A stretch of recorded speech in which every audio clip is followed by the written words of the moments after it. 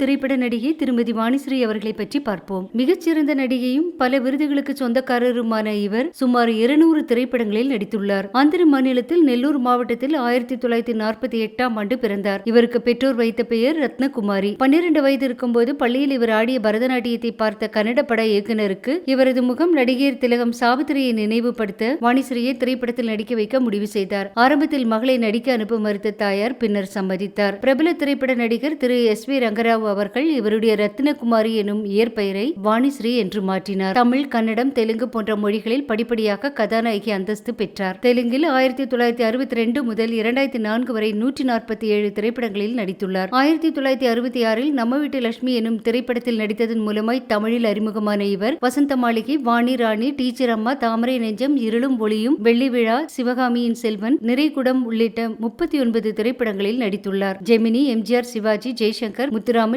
AVM Rajan உள்ளிட்ட பல முன்னணி கதாநாயகர்களுக்கு இவர் ஜோடியாக நடித்துள்ளார். கன்னட மொழி திரைப்படங்களில் 1964 முதல் 1988 வரை 12 திரைப்படங்களில் நடித்துள்ள இவர் 1978இல் ஒரு இந்தி திரைப்படத்திலும் நடித்துள்ளார்.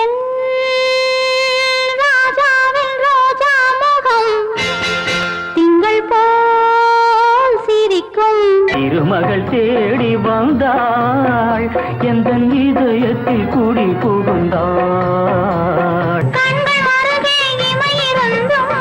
கண்கள் இமையை பார்த்ததில்லை. இல்லை சபாபதி சிதம்பரத்தில் கனக சபை நடனமாடினார். ஒருவர் உருவம் மாறினார். விளக்கே நீ கொண்ட ஒளி நானே, விழியே நீ கண்ட நிழல் நானே.